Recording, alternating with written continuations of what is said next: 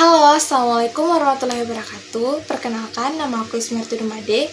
Di video kali ini kita akan bahas terkait dengan hukum koperasi dan usaha kecil. Apa dasarnya, apa hak Anda, dan bagaimana hukum melindungi usaha Anda. Yuk langsung mulai. Waktu saya pertama kali membaca undang-undang tentang koperasi, yang ada di kepala saya cuma satu pertanyaan. Ini untuk siapa? Teksnya formal, bahasanya berat, dan rasanya jauh dari kehidupan sehari-hari. Tapi setelah saya telusuri lebih dalam, saya sadar bahwa aturan-aturan ini sangat dekat dengan kehidupan kita. Dekat dengan warung di depan gang, dekat dengan koperasi di kelurahan, dekat dengan usaha kecil milik orang tua kita yang berjalan puluhan tahun tanpa pernah tahu apa hak hukumnya. Jadi hari ini saya akan berbagi apa yang saya temukan. Apa yang menurut saya penting untuk kita semua ketahui dan mengapa di tahun 2026 ini pemahaman soal hukum koperasi dan usaha kecil menjadi lebih relevan dari sebelumnya. Chapter 1, Hoax Berita di 2026.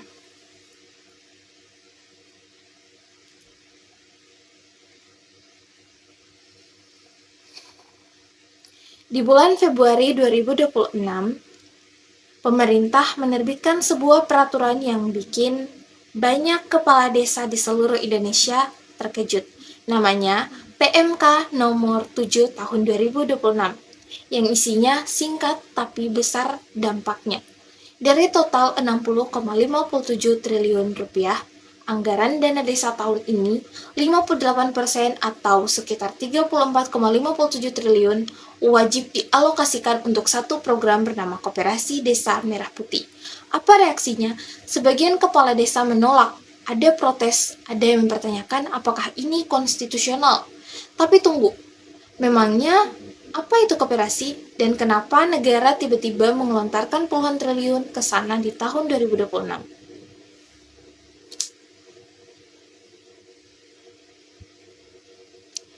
Itulah yang akan kita bongkar dalam 10 menit ke depan, dan saya jamin setelah ini Anda tidak akan memandang koperasi dengan cara yang sama. Chapter 2, Koperasi bukan arisan. Koperasi itu bukan arisan, bukan kelompok simpan pinjam informal di RT. Koperasi adalah badan hukum mandiri, ia bisa memiliki aset, menandatangani kontrak, menggugat, dan bahkan digugat atas namanya sendiri. Dan bedanya dengan PT, di PT kekuatan berbanding lurus dengan modal yang punya saham lebih besar, yang punya suara lebih besar.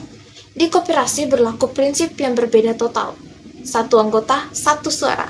Tidak peduli simpanan Anda 1 juta atau 100 juta.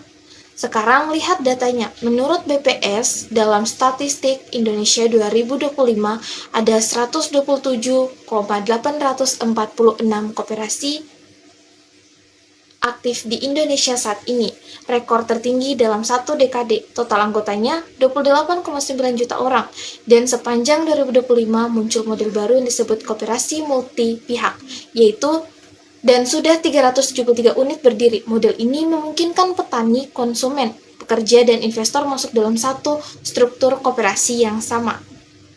Tapi yang juga harus dipahami, besar bukan berarti aman. Koperasi yang tidak menyelenggarakan rapat anggota tahunan 3 tahun berturut-turut bisa dicabut status badan hukumnya.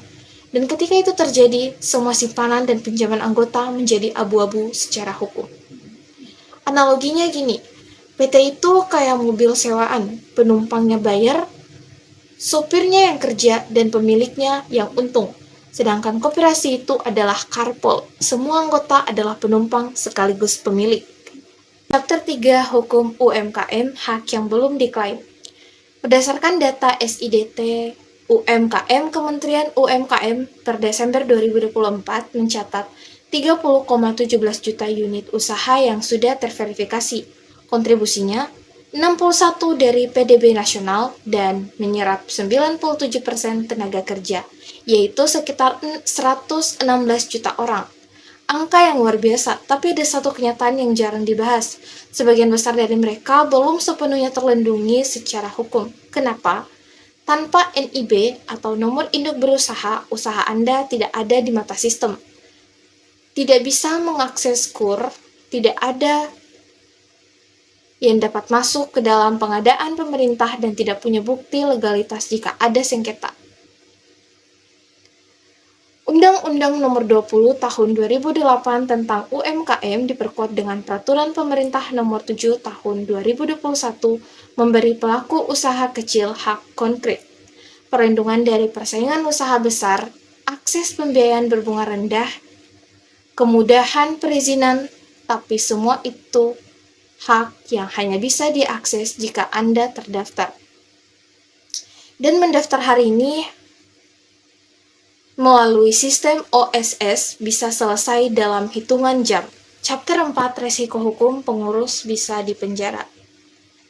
Sengketa dan tanggung jawab ini bagian yang biasanya baru dipelajari ketika masalah sudah terjadi, dan itu mahal. Pertanyaan yang sering ditunda untuk ditanyakan, apakah pengurus koperasi bisa dipidana? Jawabannya ya, jika ada manipulasi laporan keuangan, penyalahgunaan dana anggota, atau kelalaian berat, pengurus bisa dikenai gugatan perdata dan pidana berdasarkan KUHP.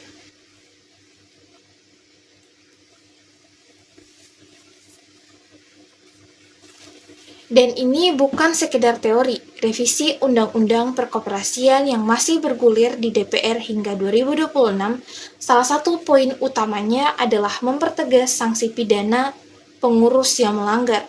Ada pula usulan lembaga penjamin simpanan koperasi, karena uang yang beredar di koperasi diperkirakan mencapai 600 triliun rupiah tanpa jaminan apapun jika koperasi kolaps.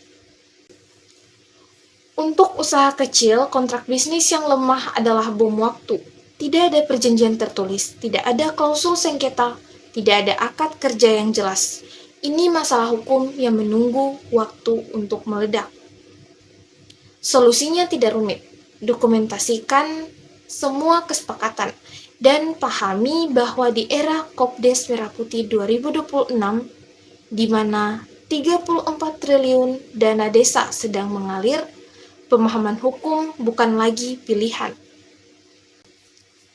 Rancangan Undang-Undang Perkoperasian sudah masuk balik DPR sejak 2025 dan belum final per April 2026. Undang-Undang Nomor 25 Tahun 1992 masih berlaku. Dan dengan semua konteks itu, satu kalimat penutup yang menurut saya perlu kita bawa pulang. Di tahun 2026, negara sedang mengelontarkan 34 triliun rupiah untuk membangun 60.000 koperasi desa di seluruh Indonesia. Itu sinyal yang sangat jelas. Ekosistem ekonomi berbasis koperasi dan usaha kecil adalah masa depan. Pertanyaannya bukan lagi apakah ini penting, tapi pertanyaannya adalah ketika momentum ini ada, apakah Anda mau menjadi salah satu yang paham aturan mainnya atau hanya ikut arus tanpa tahu hak dan resikonya?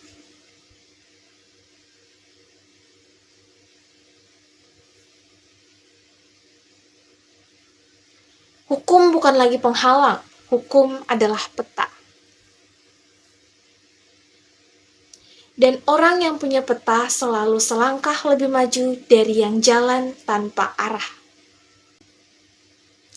Itu saja yang dapat saya sampaikan. Terima kasih. Wabillahi taufiq wal hidayah. Wassalamualaikum warahmatullahi wabarakatuh.